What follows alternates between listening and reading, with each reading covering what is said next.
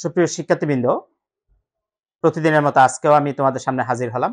আজকে তোমাদের জন্য capital budgeting and risk analysis এই চ্যাপ্টারটা বিবিএ তে যারা থার্ড ইয়ার আছে ফাইন্যান্সিয়াল ম্যানেজমেন্ট সাবজেক্টে আছে, আবার ফোর্থ ইয়ারে প্রজেক্ট ম্যানেজমেন্ট সাবজেক্টেও কিন্তু এই চ্যাপ্টারটা আছে। এই চ্যাপ্টারের কিছু ইম্পর্টেন্ট অঙ্ক আমরা তোমাদেরকে আজকে আলোচনা করে দিব। আশা করি এই অঙ্কগুলো দেখার পরে এই চ্যাপ্টার তোমাদের মোটামুটি ক্লিয়ার হবে। তো তোমরা স্ক্রিনে আমাদের যে প্রশ্নগুলো একটু আগে ধারাবাহিকভাবে বুঝবো, তারপর সলভ দেখাবো। তো চলো সবাই আমরা আগে স্ক্রিনের দিকে খেয়াল করি। স্ক্রিনে আমি প্রবাবিলিটি ডিস্ট্রিবিউশন অ্যাপ্রোচ, যেটার বাংলা অর্থ হলো সম্ভাব্যতা বন্টন পদ্ধতি, একটা অঙ্কে যখন প্রবাবিলিটি দেয়া থাকবে তখন বুঝতে হবে অঙ্কটি প্রবাবিলিটি ডিস্ট্রিবিউশন অ্যাপ্রোচের অঙ্ক। অর্থাৎ একজন স্টুডেন্ট অঙ্কটা যে প্রবাবিলিটি ডিস্ট্রিবিউশন অ্যাপ্রোচের অঙ্ক সেটা চিনার সবচেয়ে সহজ উপায় হলো অঙ্কে কি দেয়া থাকবে, প্রবাবিলিটি দেয়া থাকবে। মনে করো একটি প্রজেক্টের 4 বছর মেয়াদ, যেখানে এনপিভি বা ক্যাশ ফ্লো দেওয়া আছে, পাশাপাশি তার প্রবাবিলিটিগুলো দেওয়া আছে, তখন বুঝতে হবে অঙ্কটা প্রবাবিলিটি ডিস্ট্রিবিউশন অ্যাপ্রোচের অঙ্ক। তো এখানে আমাদের কিছু ফর্মুলা জানা থাকতে হয়, সূত্র। তো আজকের অঙ্কটার জন্য যে ফর্মুলাটা ইম্পর্টেন্ট আমি সেই ফর্মুলাটাই তোমাদেরকে আগে বোঝাবো। তারপরে এই ধরনের ফর্মুলাকে বেস করে কোন কোন অঙ্কগুলো করতে হবে সেগুলো আমরা ধারাবাহিকভাবে করবো ইনশাআল্লাহ। প্রথম, এক্সপেক্টেড এনপিভি। এক নম্বর যে ফর্মুলা, এক্সপেক্টেড এনপিভি অথবা এক্সপেক্টেড রিটার্ন অথবা expected monetary value. Expected NPV, এটার সিম্বল হলো, এটার চিহ্ন হলো এনপিভি বার। অর্থাৎ এক্সপেক্টেড এনপিভি বলতে আমরা এনপিভি বারকে বুঝি। এক্সপেক্টেড রিটার্ন বা এক্সপেক্টেড মনিটারি ভ্যালুর সিম্বল হলো ইআরআই। এখানে আই বলতে কি বোঝায় সেটা আমরা একটু পরে আলোচনা করব। প্রথমে আমরা দেখব যে এনপিভি বার বা এক্সপেক্টেড এনপিভি বের করতে হলে আমরা NPV bar equal summation I equal 1, উপরে এন থাকবে, সামেশনের মধ্যে এনপিভি আই ইন্টু পিআই। এই যে সূত্রের জাস্ট সূত্রটা খেয়াল করবা যে এনপিভি বারের সূত্রটা কি, সূত্রের ভিতরে আই ইকুয়াল 1, উপরে N, NPV I into PI, এগুলোর আমরা ডিটেলস বর্ণনা একটু পরে দিচ্ছি। জাস্ট আগে সূত্রটা খেয়াল করি। এনপিভি বার সমান summation i by i equal 1, উপরে এন থাকবে, এনপিভি আই ইন্টু পিআই। এটা হলো এনপিভি বার বা এক্সপেক্টেড এনপিভি বের করতে বলে। যদি প্রশ্নে এক্সপেক্টেড রিটার্ন বা এক্সপেক্টেড মনিটারি ভ্যালু বের করতে বলে সেক্ষেত্রে সূত্রটা হবে ইআরআই, অর্থাৎ ই ইন্টু আরআই। তো এটার আমি একই সূত্রটা, অর্থাৎ এই সূত্রটাকে ইআরআই বা এক্সপেক্টেড রিটার্ন সমান সামেশন আরআই ইন্টু পিআই। এখন আমরা কিছু টিপস দিব। এই যে আই ইকুয়াল 1, এন বলতে কি বুঝি, এনপিভিআই, পিআই, আরআই, পিআই এগুলো কি বুঝি পাশে একটু লিখে দিচ্ছি টিপস আকারে, খেয়াল করো। এখানে যে সামেশনের যে চিহ্নটা আছে, এখানে সামেশন বলতে প্রত্যেক বছরের সিএফ বা এনপিভি যেটা দেওয়া থাকবে সেটাকে তার প্রবাবিলিটি দ্বারা গুণ করে এর যোগফলকে বোঝায়। অর্থাৎ একটা প্রজেক্ট যদি 5 বছর মেয়াদি হয়, সেখানে যদি ক্যাশ ফ্লো বা এনপিভি দেওয়া থাকে 5 বছরের, পাশাপাশি 5 বছরের প্রবাবিলিটিও দেওয়া থাকবে। এই এনপিভি বা সিএফ এর সাথে প্রবাবিলিটি গুণ করে 5টা বছরের যোগফল বের করা হলো সামেশন। এই সামেশনের চিহ্নটা দ্বারা সেটাই বোঝায়। এরপরে আমরা দেখব 2 নাম্বার টিপসে, এই যে এখানে আই ইকুয়াল 1, আই ইকুয়াল 1 বলতে আই এর মান 1 থেকে শুরু হয়ে এনতম বছরে শেষ হবে। ধরলাম যে প্রজেক্টটির মেয়াদ 5 বছর, তার মানে এখানে প্রথম বছর থেকে শুরু করে 5ম বছর পর্যন্ত গিয়ে শেষ হবে। তো এন বলতে আমাদের যে প্রকল্পের একদম লাস্ট ইয়ার সেটাকে বোঝাবে। তো 1 থেকে শুরু হয়ে এনতম বছর মানে 5ম বছর পর্যন্ত হবে যদি প্রকল্পটার মেয়াদ 5 বছর হয়। 3 নাম্বার টিপস, আরআই বলতে চলতি বছরের সিএফ বা এনপিভিকে বোঝায়। এখানে যে আরআই, এই আরআই বলতে চলতি বছরের যে ক্যাশ ফ্লো বা এনপিভি থাকবে সেটাকে বোঝাবে, এবং পিআই বলতে চলতি বছরের প্রবাবিলিটিকে বোঝাবে। তো এই হলো মোটামুটি সূত্রের বেসিক, এই আইডিয়াগুলো নিবা। এখন আমরা এই আইডিয়াগুলোকে বেস করে অথবা এই সূত্রগুলোকে বেস করে আমরা একটা সাজেশন করার চেষ্টা করব, যেটা হলো সাজেশন 15। আমি পরের পেজে সাজেশন 15 এর প্রশ্নটা তোমাদের জন্য নিয়ে আসলাম। খেয়াল করো, এই প্রশ্নটা ন্যাশনাল ইউনিভার্সিটি ভিভি অনার্সে থার্ড ইয়ারে ফিনান্স ডিপার্টমেন্টে 2018 সালে আসা একটা প্রশ্ন। The following are the possible cash flows for project A and B and their associated possibles P. অর্থাৎ নিম্নলিখিত প্রকল্প এ এবং বি এর সম্ভাব্য নগদ প্রবাহ এবং তাদের সম্পর্কিত সম্ভাব্যতাগুলো নিচে দেওয়া হলো।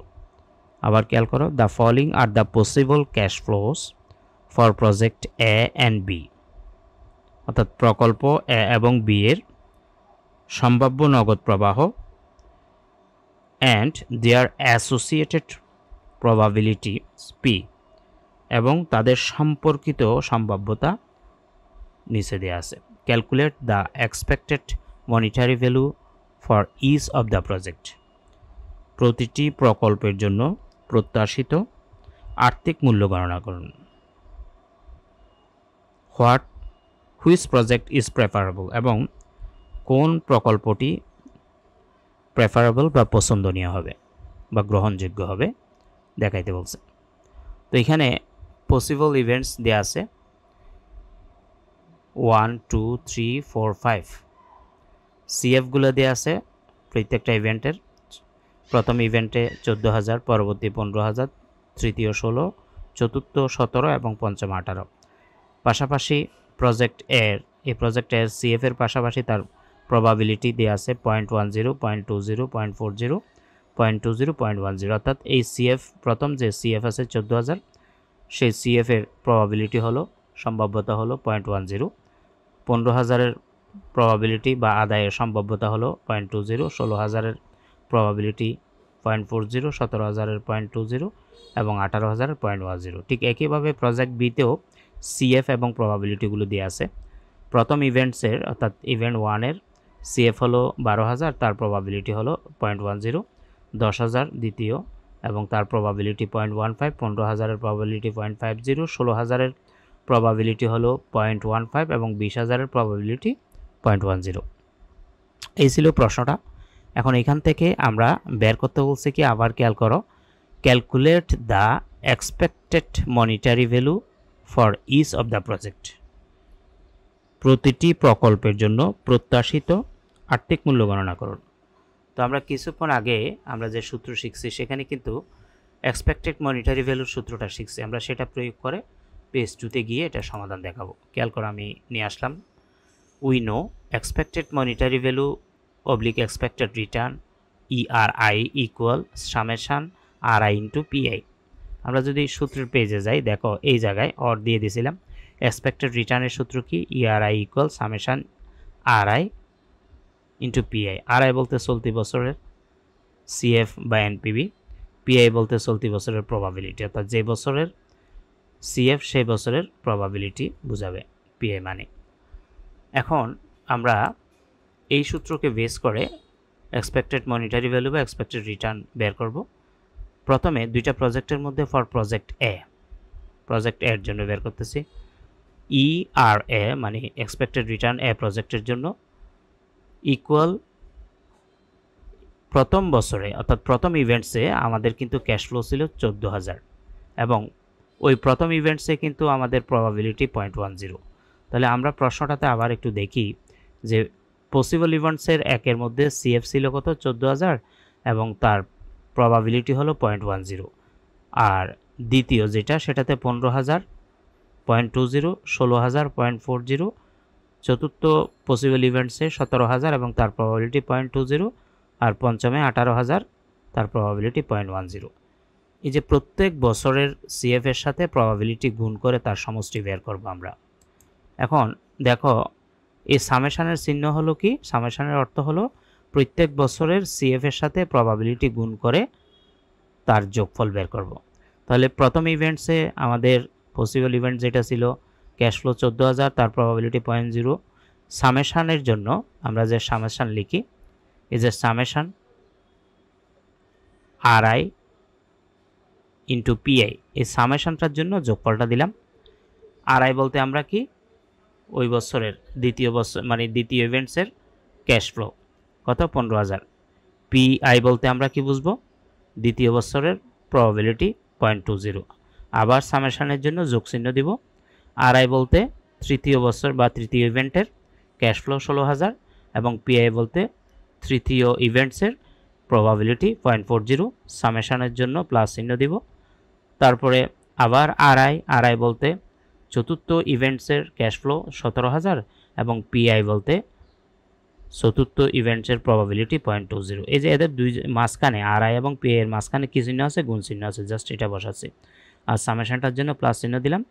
পঞ্চম ইভেন্টসে দেখলাম যে আমাদের আরআই ছিল অথবা ক্যাশ ফ্লো ছিল 18,000, ইনটু দিলাম এবং পিআই মানে হলো ওই পঞ্চম বছরের প্রবাবিলিটি 0.10 ছিল। এখন আমরা এই মান বসানোর পরে সব যোগ করব। 14,000 এর সাথে 0.10 গুণ করে ব্র্যাকেট উঠে যাবে, প্লাস চিহ্ন দিবা। 15,000 এর সাথে 0.20 গুণ করবা, ব্র্যাকেট উঠে যাবে, প্লাস চিহ্ন দিবা।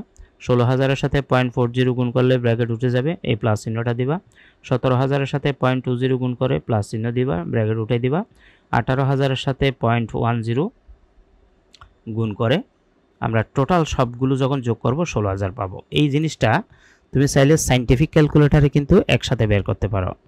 তো আমি তোমাকে সাইন্টিফিক ক্যালকুলেটারে এটার ব্যবহার দেখাই কিভাবে তোমরা করবা। আমি প্রথমে একটা সাইন্টিফিক ক্যালকুলেটার নিই। সাইন্টিফিক ক্যালকুলেটারে খুব ইজিলি একসাথে মান বসিয়ে কিন্তু করা যাবে, ঠিক আছে?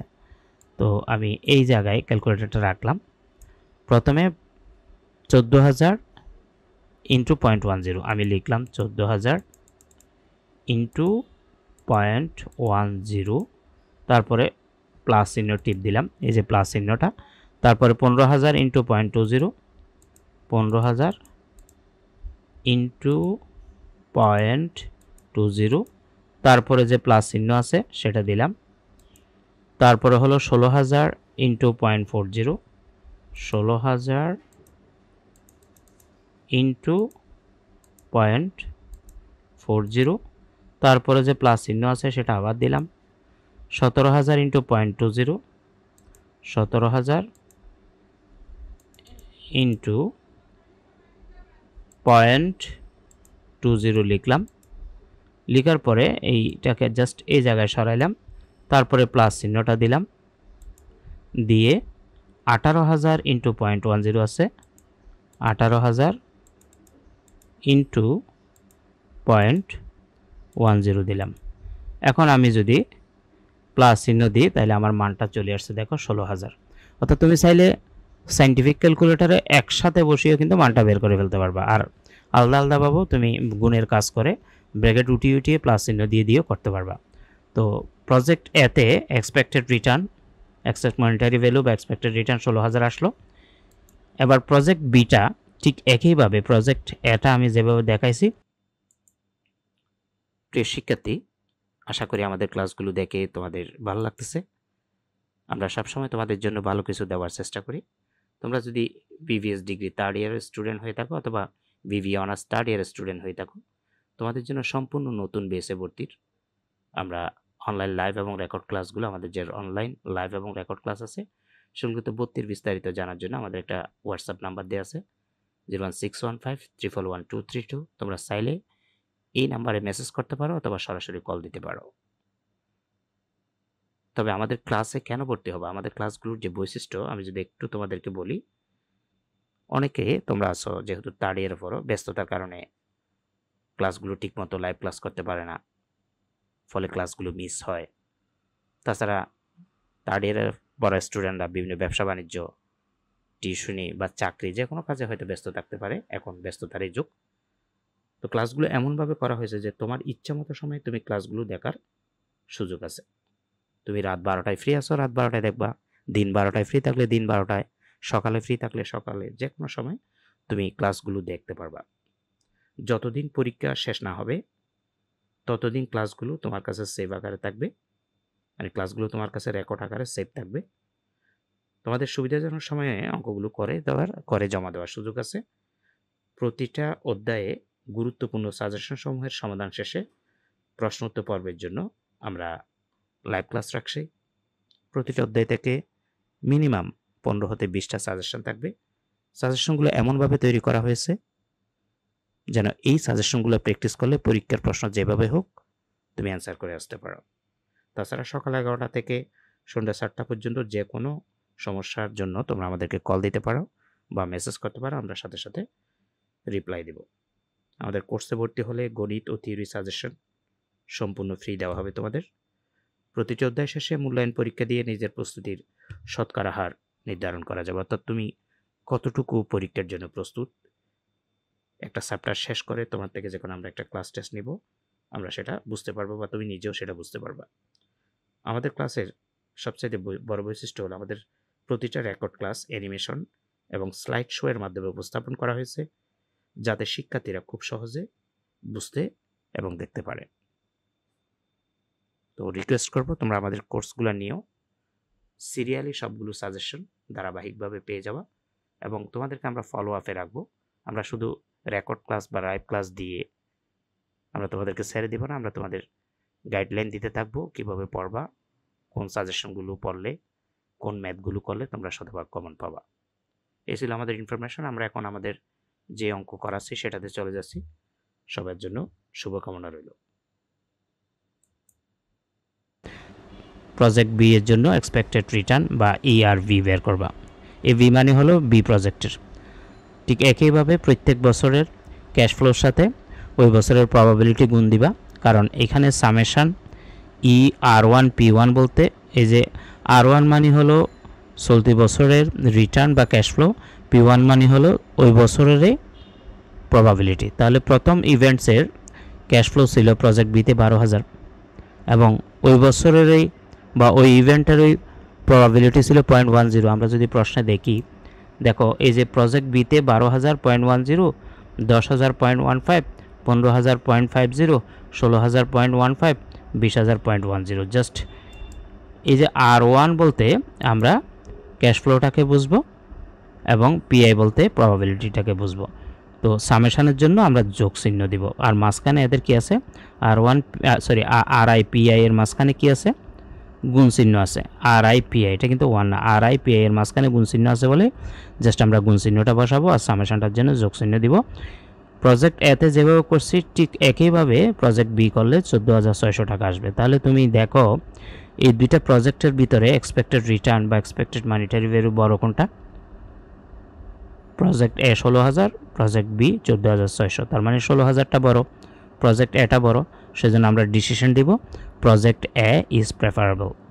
প্রজেক্ট এ হলো অধিক পছন্দনীয়, কারণ যে প্রজেক্টের রিটার্ন ভালো সেই প্রজেক্টটাই গ্রহণযোগ্য হবে। তো এই ছিল আমাদের আজকে ক্লাস। খেয়াল করে স্ক্রিনে আমি প্রবাবিলিটি ডিস্ট্রিবিউশন অ্যাপ্রোচ, এটার বাংলা অর্থ হলো সম্ভাব্যতা বন্টন পদ্ধতি। একজন স্টুডেন্ট প্রশ্নে কি দেখে অঙ্কটি প্রবাবিলিটি ডিস্ট্রিবিউশনের অ্যাপ্রোচের অঙ্ক বুঝতে পারবে। প্রথমে সেটা একটু বলি, অর্থাৎ সেনার উপায় হলো যখন অঙ্কে প্রবাবিলিটি দেয়া থাকবে তখন বুঝতে হবে অঙ্কটি প্রবাবিলিটি ডিস্ট্রিবিউশনের অঙ্ক। অর্থাৎ একটা অঙ্কে অনেক সময় ক্যাশ ফ্লো বা এনপিভি তার পাশে প্রবাবিলিটি দেয়া থাকে। যদি প্রবাবিলিটি দেয়া থাকে এনপিভি বা ক্যাশ ফ্লো বা এক্সপেক্টেড রিটার্নের পাশে, তাহলে ধরে নিতে হবে যে অঙ্কটা প্রবাবিলিটি ডিস্ট্রিবিউশন অ্যাপ্রোচের অঙ্ক। এই প্রবাবিলিটি ডিস্ট্রিবিউশনের অঙ্কে কিছু ইম্পর্ট্যান্ট ফর্মুলা আছে। ফর্মুলাগুলো আমরা আলোচনা করব যে এক্সপেক্টেড এনপিভি বের করতে বললে বা এক্সপেক্টেড রিটার্ন বের করতে বললে বা এক্সপেক্টেড মনিটারি ভ্যালু, এটা হলো প্রথম formula. Expected NPV, expected return বা এক্সপেক্টেড মনিটারি ভ্যালু, এটার কিছু স্যাম্বল আছে। এক্সপেক্টেড এনপিভির যে স্যাম্বল সেটা হলো এনপিভি বার, অর্থাৎ এক্সপেক্টেড এনপিভিকে এনপিভি বার দ্বারা প্রকাশ করা হয়। এক্সপেক্টেড রিটার্ন, এক্সপেক্টেড মনিটারি ভ্যালুকে ইআরআই। আবার খেয়াল করো, এক্সপেক্টেড রিটার্ন বা এক্সপেক্টেড মনিটারি ভ্যালুকে তার স্যাম্বল হলো ইআরআই, আর এক্সপেক্টেড এনপিভির স্যাম্পল হলো এনপিভি বার। এখন আমরা এনপিভি বার বা এক্সপেক্টেড এনপিভি কীভাবে বের করব? এক্সপেক্টেড এনপিভির যে সূত্র সেটা হলো এনপিভি বার ইকুয়াল বা এক্সপেক্টেড এনপিভি সমান সামেশান আই ইকুয়াল 1, সামেশানের যে উপরে এন আছে তার সাথে আমরা এনপিভি আই ইন্টু পিআই গুণ করলে এনপিভি বার বা এক্সপেক্টেড এনপিভি পেয়ে যাব। এখন এই যে সামেশানের নিচে আই ইকুয়াল 1 উপরে এন, সেগুলো নিয়ে আমরা একটু পরেই ডিটেলস আলোচনায় যাব। আগে পরের সূত্রটা একটু দেখি, অর্থাৎ 2 নম্বর সূত্র যেটা, এক্সপেক্টেড রিটার্ন যদি আমরা বের করতে বলি, তো এক্সপেক্টেড রিটার্ন বা এক্সপেক্টেড মনিটারি ভ্যালু, এটা এক্সপেক্টেড এনপিভি একই জিনিস, জাস্ট এটাকে অন্যভাবে প্রেজেন্ট করা হয়। আমি অর দিয়ে এক্সপেক্টেড রিটার্ন ইআরআই, এক্সপেক্টেড রিটার্নকে ইআরআই দ্বারা প্রকাশ করা হয়। ইআরআই সমান সামেশন আরআই ইন্টু পিআই, অর্থাৎ আরআই এবং পিআই এর যে গুণ করে তার যোগফলকে সামেশন দ্বারা প্রকাশ করা হবে। এখানে আমরা টিপস একটু, এই যে তোমাদের বলছিলাম সূত্রের মধ্যে আই ইকুয়াল 1 সামেশন বলতে কি বোঝায়, আরআই বলতে কি বোঝায়, পিআই বলতে কি বোঝায়, সেগুলো একটু দেখাচ্ছি, খেয়াল করো। এখানে সামেশন বলতে, এই যে সামেশনের যে চিহ্ন, এই যে সামেশনের যে চিহ্ন, সামেশন বলতে প্রত্যেক বছরের সিএফ বা এনপিভি থাকলে ওই সিএফ বা এনপিভিকে প্রবাবিলিটি দিয়ে গুণ করে, এই যে গুণ করে যে আমরা একটা যোগফল পাবো, সেটাকে বোঝাবে সামেশন। মনে করো আমি যদি আরও জিনিসটা ক্লিয়ার করি, একটা প্রকল্পে 5টা এনপিভি আছে, 5টা প্রবাবিলিটি আছে, তো প্রত্যেকটার এনপিভির সাথে প্রত্যেকটার প্রবাবিলিটি আমরা কি করব, গুণ করে 5টা থাকলে 5টা যোগ করব। সামেশন বলতে সেটাকে বোঝায়, যোগফলটাকে বোঝায়। 2 নম্বরে আই ইকুয়াল 1, এই যে নিচে আই ইকুয়াল 1 উপরে এন আছে, এটা বলতে আই ইকুয়াল 1 বলতে আই এর মান 1 থেকে শুরু হয়ে এনতম বছরে শেষ হবে, অর্থাৎ আই ইকুয়াল 1 এই জিনিসটা আই এর মান মানে আই সমান 1। প্রথম এনপিভির জন্য প্রথম এনপিভি 1 বোঝাবে, প্রথম এনপিভি যে আই আছে, প্রথম এনপিভির জন্য এই যে আই, তাহলে এটা আই বলতে 1 বোঝাবে। দ্বিতীয় এনপিভির জন্য এনপিভি এই যে আই থাকবে, সেটা 2 নাম্বার এনপিভি বোঝাবে। তৃতীয় এনপিভির জন্য এনপিভি আই, এই আইটাকে তৃতীয় এনপিভি বোঝাবে। ঠিক একইভাবে পিআই প্রথমটার জন্য এই আই এর মান 1 হবে, দ্বিতীয় প্রবাবিলিটি বা পিআই এর জন্য আই এর মান 2 হবে, তৃতীয় প্রবাবিলিটি জন্য এই পিআই এর আই এর মানটা 3 হবে। এখানে সে কথাটাই বলছি, আই ইকুয়াল 1 বলতে আই এর মান 1 থেকে শুরু হয়ে এনতম বছরে শেষ হবে। 3 নাম্বার এই যে আর আই লেখা আছে, আর আই বলতে চলতি বছরের সিএফ বা এনপিভিকে বোঝাবে, অর্থাৎ প্রথম যে এনপিভি থাকবে সেটা আর আই, দ্বিতীয় এনপিভিকে আই এর মানের ক্ষেত্রে 2 হয়ে যাবে, তৃতীয় এনপিভির জন্য আই এর মান 3 হয়ে যাবে। 4 নাম্বার পিআই বলতে চলতি বছরের বা রানিং যে, মনে করো চতুর্থ প্রবাবিলিটির ক্ষেত্রে আয়ের মান কিন্তু 4, তৃতীয় প্রবাবিলিটির ক্ষেত্রে আয়ের মান কিন্তু 3, দ্বিতীয় প্রবাবিলিটির ক্ষেত্রে আয়ের মান 2 এবং প্রথম প্রবাবিলিটির ক্ষেত্রে এই আয়ের মান কিন্তু 1। আশা করি বুঝতে পারছো। এখন আমরা ফর্মুলা 2তে যাব। ফর্মুলা 2 হলো স্ট্যান্ডার্ড ডেভিয়েশন। যদি স্ট্যান্ডার্ড ডেভিয়েশন বের করতে বলে সেটাকে সিগমা দ্বারা প্রকাশ করা হয়। উই নো স্ট্যান্ডার্ড ডেভিয়েশন বা সিগমা সমান √ summation third bracket R I minus ERI third bracket শেষ করে উপরে হোল স্কয়ার ইন্টু পিআই। এটা হলো স্ট্যান্ডার্ড ডেভিয়েশনের সূত্র। আমরা 3 নাম্বার সূত্রে পরের পেজে যাব। 3 নাম্বার সূত্র হলো coefficient of variation. Coefficient of variation এটাকে সংক্ষেপে সিভি দ্বারা প্রকাশ করা হয়। তো সিভির যে সূত্র, সিভি সমান standard deviation divided by expected return, অর্থাৎ আমরা যে কিছুক্ষণ আগে স্ট্যান্ডার্ড ডেভিয়েশনের সূত্র দেখছি, সেই স্ট্যান্ডার্ড ডেভিয়েশনের মানকে এক্সপেক্টেড রিটার্ন দ্বারা ভাগ করে 100 দিয়ে গুণ করলে আমরা কোএফিসিয়েন্ট অফ ভেরিয়েশন পেয়ে যাব। কোএফিসিয়েন্ট অফ ভেরিয়েশন নিয়ে আর একটু ডিটেলস আলোচনা করি। বিশেষ দ্রষ্টব্য দিয়ে আমরা দিলাম যে প্রজেক্টের সিভি ছোট, অর্থাৎ যে প্রজেক্টের কোএফিসিয়েন্ট অফ ভেরিয়েশন ছোট সেটি গ্রহণযোগ্য হবে, আর যে প্রজেক্টের কোএফিসিয়েন্ট অফ ভেরিয়েশন বা সিভি বড় সেটি গ্রহণযোগ্য নয়। কেন?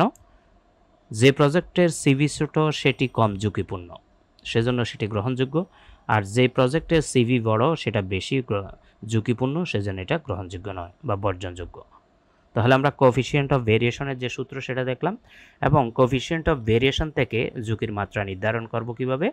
কোএফিসিয়েন্ট অফ ভেরিয়েশন যদি ছোট হয় সেটা অবশ্যই গ্রহণযোগ্য হবে, কারণ সেটা কম ঝুঁকিপূর্ণ। আমি যদি আরেকটু ক্লিয়ার করি, মনে করে একটা ফার্মে একাধিক প্রজেক্ট আছে, প্রকল্প আছে, তো একাধিক প্রজেক্টের মধ্যে যেই প্রজেক্টটাতে দেখা যাবে কোএফিসিয়েন্ট অফ ভেরিয়েশনের মানটা ছোট, সেটাই কোম্পানি অ্যাকসেপ্ট করবে, কারণ কোএফিসিয়েন্ট অফ ভেরিয়েশনের মান ছোট হলে ঝুঁকি কম হয়, বেশি হলে ঝুঁকি বেশি হয়, তাই বেশি বড় কোএফিসিয়েন্ট অফ ভেরিয়েশনের প্রকল্পটি বর্জন করা উচিত।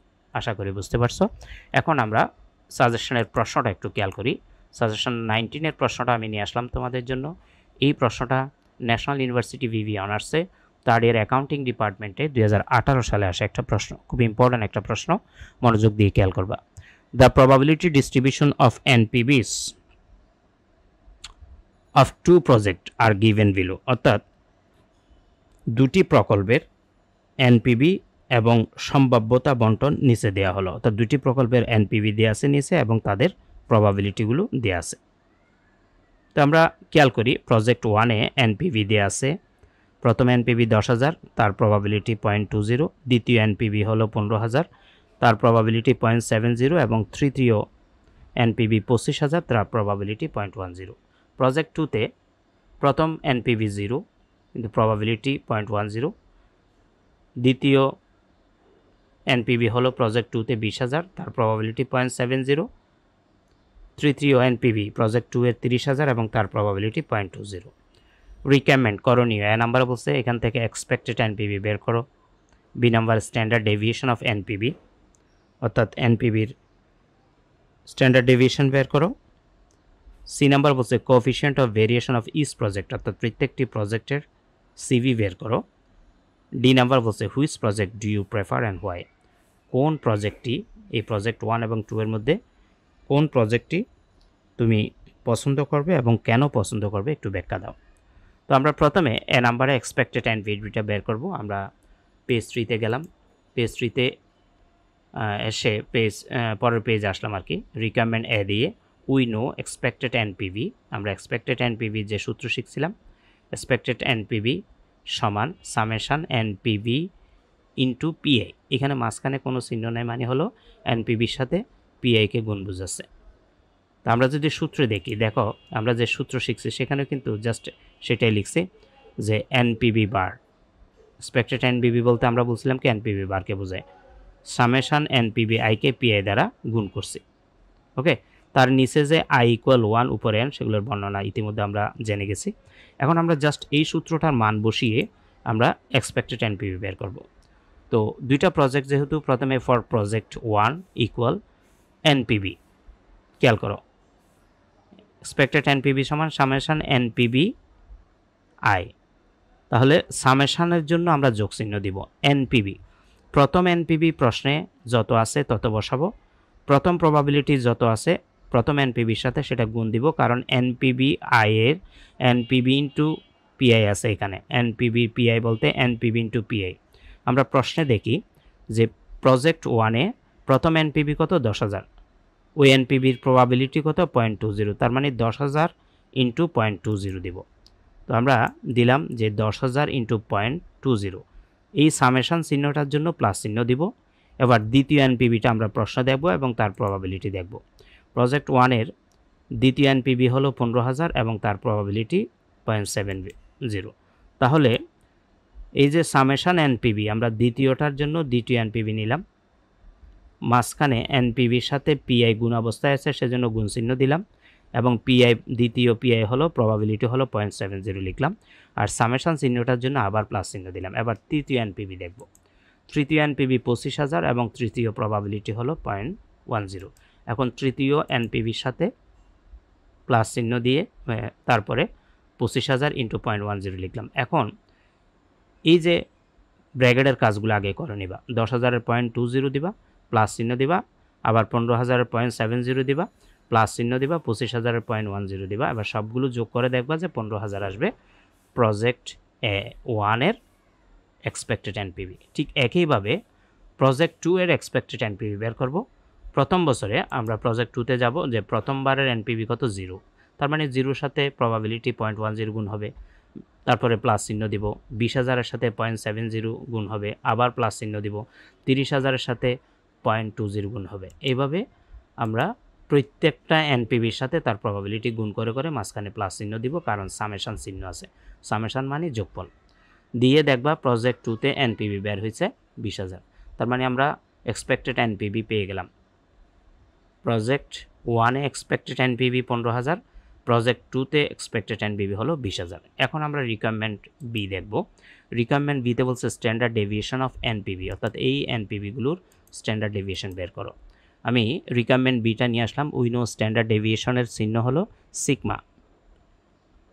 স্ট্যান্ডার্ড ডেভিয়েশনের চিহ্ন কি? Sigma equal root over summation third bracket NPV minus ENPV. ENPV বলতে এক্সপেক্টেড এনপিভি, ব্র্যাকেট শেষ করে উপরে একটা বর্গ বা হোল স্কয়ার দিব, ইনটু পিআই দিব।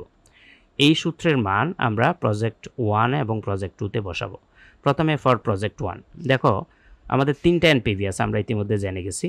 প্রথম এনপিভি হলো প্রজেক্ট 1-এর 10,000, দ্বিতীয় এনপিভি 15,000, তৃতীয় এনপিভি 25,000। আবার যদি প্রশ্ন দেখি যে প্রথম এনপিভি 10,000 প্রজেক্ট 1-এ, দ্বিতীয় 15, তৃতীয় 25,000, এই এনপিভিগুলো থেকে আমরা মাইনাস করব এক্সপেক্টেড এনপিভি যেটা মানে বের করছি এখন।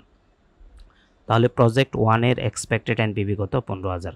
তার মানে এনপিভি থেকে এক্সপেক্টেড এনপিভি মাইনাস করার কথা বলছে এখানে।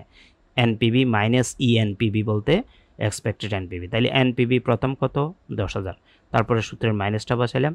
এক্সপেক্টেড এনপিভি যেহেতু আমরা প্রজেক্ট 1 করতেছি, প্রজেক্ট 1-এর এক্সপেক্টেড এনপিভি হলো 15,000। 15,000 বসাইলাম। উপরে সূত্রের একটা স্কোয়ার বা বর্গ আছে সেটা দিলাম, গুণ চিহ্ন আছে দিলাম, তার সাথে পিআই মানে প্রথম যখন আমরা এনপিভির কাজ করব, স্ট্যান্ডার্ড ডেভিয়েশনটা যখন প্রথম বছরে করব, তো পিআই মানে কি? প্রবাবিলিটি 1। প্রথম প্রবাবিলিটি কত? এই যে 0.20। ঠিক আছে, 1 নাম্বার এনপিভির আমরা স্ট্যান্ডার্ড ডেভিয়েশন বের করতেছি, সেজন্য 1 নাম্বারের প্রবাবিলিটি লিখলাম। এরপরে প্লাস চিহ্ন দিব। কেন প্লাস চিহ্ন দিব? এই যে সামেশনটা আছে, আমি এই পুরো মানটা প্রথম এনপিভির স্ট্যান্ডার্ড ডেভিয়েশনের জন্য বসাইলাম, তারপরে সামেশনটার জন্য যোগ চিহ্ন দিলাম। এবার দ্বিতীয় এনপিভির স্ট্যান্ডার্ড ডেভিয়েশন বের করব। সেক্ষেত্রে দ্বিতীয় এনপিভি কত? 15,000। আমরা যদি প্রশ্নে আবার দেখি, দেখো দ্বিতীয় এনপিভি 15,000। এই 15,000 থেকে দ্বিতীয় এক্সপেক্টেড এনপিভি যেটা বের করছি, প্রজেক্ট 1-এর যেটা এনপিভি এক্সপেক্টেড এনপিভি বের করছি সেটা মাইনাস করব। তাহলে এনপিভি নেব দ্বিতীয়টা, কিন্তু এক্সপেক্টেড এনপিভি তো একটাই প্রজেক্ট 1-এর জন্য 15,000, সেটা দিলাম। তারপর উপরে সূত্রের স্কয়ার দিলাম, সূত্রের গুণ চিহ্ন দিলাম, পিআই প্রবাবিলিটি দ্বিতীয় কত? 0.70। আবার প্রশ্নে দেখো এই যে দ্বিতীয় প্রবাবিলিটি 0.70। ওকে, বসানোর পরে ক্যালকুলেশন করবো আগেরটার মতোই। কীভাবে? 15,000 থেকে 15,000 মাইনাস করে যেটা আসবে সেটার বর্গ করলে 0, 0-র সাথে 0.70 দিলে 0ই হবে।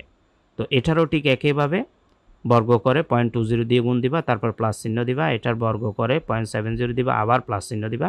তৃতীয় এনপিভি 25,000 এবং এক্সপেক্টেড এনপিভি প্রজেক্ট 1-এর যেহেতু করতেছি, প্রজেক্ট 1-এর এক্সপেক্টেড এনপিভি বের করছিলাম 15,000, সেটা দিলাম।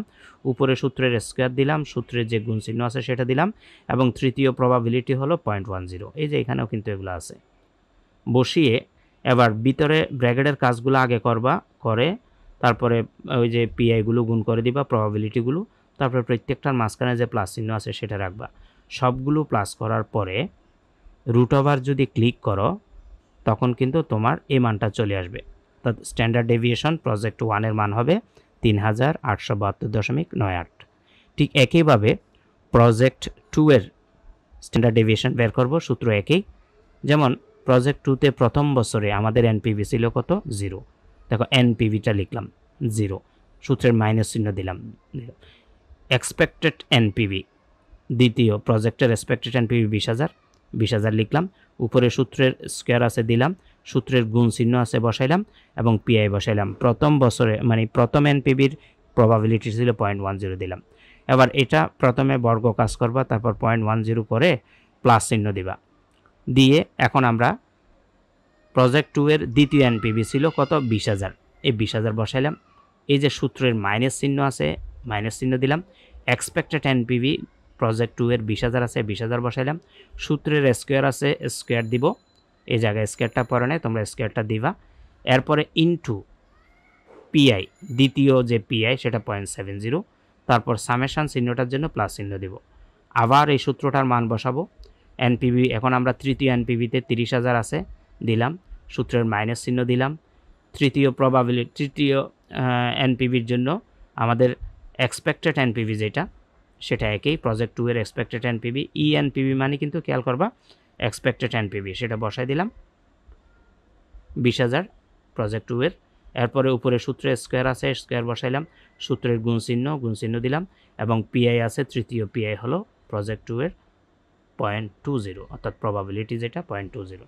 জাস্ট এই সূত্রটার মানগুলো বসাচ্ছি, বসিয়ে ব্র্যাকেটের কাজগুলো বর্গগুলো করে সবগুলো প্লাস করার পরে রুট ওভারে ক্লিক করলে দেখবা ফর প্রজেক্ট 2 এর অর্থাৎ প্রজেক্ট 2 এর জন্য স্ট্যান্ডার্ড ডেভিয়েশন বের হবে 7745.97। তো আমরা স্ট্যান্ডার্ড ডেভিয়েশন প্রজেক্ট 1 এর 3872.98 এবং প্রজেক্ট 2 এর 7745.97 পেয়ে গেলাম। এখন আমরা সি নাম্বার প্রশ্নে যদি সি নাম্বার দেখি, coefficient of variation of each project, প্রতিটি প্রজেক্টের কোএফিসিয়েন্ট অফ ভেরিয়েশন বের করব।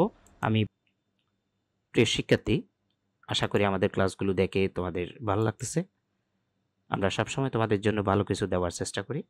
তোমরা যদি বিবিএস ডিগ্রি থার্ড ইয়ারের স্টুডেন্ট হয়ে থাকো অথবা বিবিএ অনার্স থার্ড ইয়ারের স্টুডেন্ট হয়ে থাকো, তোমাদের জন্য সম্পূর্ণ নতুন বেসে ভর্তির আমরা অনলাইন লাইভ এবং রেকর্ড ক্লাসগুলো, আমাদের যে অনলাইন লাইভ এবং রেকর্ড ক্লাস আছে সেগুলো তো ভর্তির বিস্তারিত জানার জন্য আমাদের একটা হোয়াটসঅ্যাপ নাম্বার দেওয়া আছে 01615341232। তোমরা চাইলে এই নাম্বারে মেসেজ করতে পারো অথবা সরাসরি কল দিতে পারো। তবে আমাদের ক্লাসে কেন ভর্তি হবে, আমাদের ক্লাসগুলোর যে বৈশিষ্ট্য আমি যদি একটু তোমাদেরকে বলি, অনেকে তোমরা আছো যেহেতু থার্ড ইয়ারে পড়ো, ব্যস্ততার কারণে ক্লাসগুলো ঠিকমতো লাইভ ক্লাস করতে পারে না, ফলে ক্লাসগুলো মিস হয়। তাছাড়া থার্ড ইয়ারের পড়া স্টুডেন্টরা বিভিন্ন ব্যবসা বাণিজ্য, টিউশনি বা চাকরি যে কোনো কাজে হয়তো ব্যস্ত থাকতে পারে, এখন ব্যস্ততারই যুগ।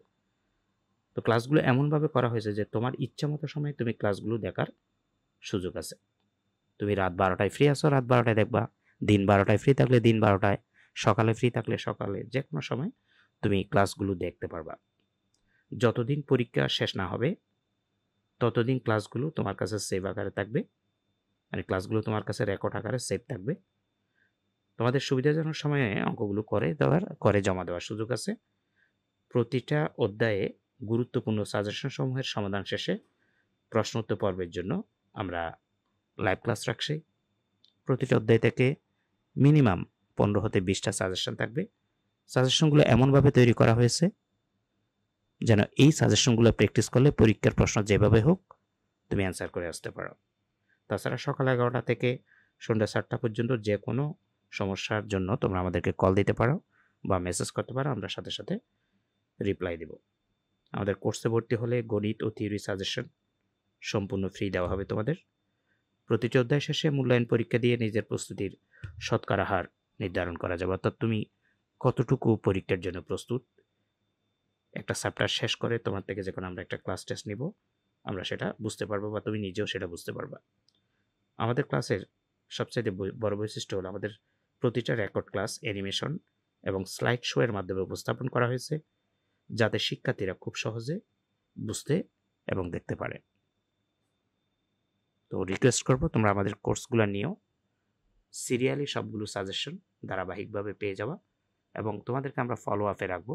আমরা শুধু রেকর্ড ক্লাস বা লাইভ ক্লাস দিয়ে আমরা তোমাদেরকে ছেড়ে দিব না, আমরা তোমাদের গাইডলাইন দিতে থাকবো কিভাবে পড়বা, কোন সাজেশনগুলো পড়লে, কোন ম্যাথগুলো করলে তোমরা শতভাগ কমন পাবা। এই ছিল আমাদের ইনফরমেশন। আমরা এখন আমাদের যে অঙ্ক করাচ্ছি সেটাতে চলে যাচ্ছি। সবার জন্য শুভকামনা রইল। পরের পেজে আসলাম। Coefficient of variation, we know coefficient of variation CV সমান স্ট্যান্ডার্ড ডেভিয়েশন উপরে অর্থাৎ sigma divided expected NPV into 100। আমরা যদি খেয়াল করি, আমাদের প্রত্যেকটা প্রজেক্টের স্ট্যান্ডার্ড ডেভিয়েশনে বের করছি, এক্সপেক্টেড এনপিভি বের করছি। স্ট্যান্ডার্ড ডেভিয়েশনকে এক্সপেক্টেড এনপিভি দিয়ে ভাগ করে 100 দিয়ে গুণ করলে আমরা কি পেয়ে যাব, সিভি বা কোএফিসিয়েন্ট অফ ভেরিয়েশন পাবো। ফর প্রজেক্ট 1, প্রজেক্ট 1-এর জন্য স্ট্যান্ডার্ড ডেভিয়েশন 3872.98, এই যে এখন বের করলাম 3872.98, এবং এটার এক্সপেক্টেড এনপিভি ছিল 15,000। তার মানে আমরা 15,000 দিয়ে ভাগ করলাম এবং 100 দিয়ে গুণ করলে 25.82%। এটা হলো প্রজেক্ট 1-এর সিভি। ঠিক একইভাবে প্রজেক্ট 2-এর সিভি আমরা বের করব। তার স্ট্যান্ডার্ড ডেভিয়েশন 7745.97। আমরা যদি দেখো প্রজেক্ট 2-তে স্ট্যান্ডার্ড ডেভিয়েশন 7745.97 বের করছি, সেটাকে তার এক্সপেক্টেড এনপিভি 20,000 দিয়ে ভাগ করব। প্রজেক্ট 2-এর 20,000 দিয়ে ভাগ করে 100 দিয়ে গুণ করলে 38.73% পাবো প্রজেক্ট 2-এর সিভি বা কোএফিসিয়েন্ট অফ ভেরিয়েশন। আমরা কিছুক্ষণ আগে শিখছি যে যেই প্রজেক্টের সিভির মান বড় সেটা বেশি ঝুঁকিপূর্ণ, এবং যেই প্রজেক্টের সিভির মান ছোটো সেটা কম ঝুঁকিপূর্ণ। সেজন্য এখানে সিভি ছোটো কোনটা? প্রজেক্ট 1 25.82 আর প্রজেক্ট 2তে 38.73%। তাহলে অবশ্যই আমরা প্রজেক্ট 1টা অ্যাকসেপ্ট করব। সেজন্য আমরা এখানে একটা ডিসিশন চাইছে প্রশ্নে, খেয়াল করো। ডি নাম্বার বলছে which project do you prefer and why? কোন প্রজেক্টটি তুমি পছন্দ করবে এবং কেন? কারণ আমরা একটা ডিসিশন দিব এখন, আই প্রেফার প্রজেক্ট 1, কারণ আমি প্রজেক্ট 1টাকে এখানে কি করব? পছন্দ করব বা সাজেস্ট করব, বিকজ ইটস সিবি, কারণ তার কোফিশিয়েন্ট অফ ভেরিয়েশন বা CV is lower than project 2। Project 2 এর সাইটে প্রজেক্ট 1-এর সিভি ছোটো, তো সিভি ছোটো যেহেতু ঝুঁকি কম, সেজন্য আমরা প্রজেক্ট 1টা কী করব? প্রেফার করব। তো এই ছিল আমাদের আজকের ক্লাস। আমাদের ক্লাসগুলো ভালো লাগলে অবশ্যই একটু লাইক, কমেন্ট, শেয়ার করবা। আর চ্যানেলটাতে নতুন হয়ে থাকলে সাবস্ক্রাইব করে রাখবা। অলরেডি সাবস্ক্রাইব করলে অসংখ্য ধন্যবাদ সবাইকে। সবার জন্য শুভকামনা রইল। আসসালামু আলাইকুম ওয়া রাহমাতুল্লাহি ওয়া বারাকাতুহু।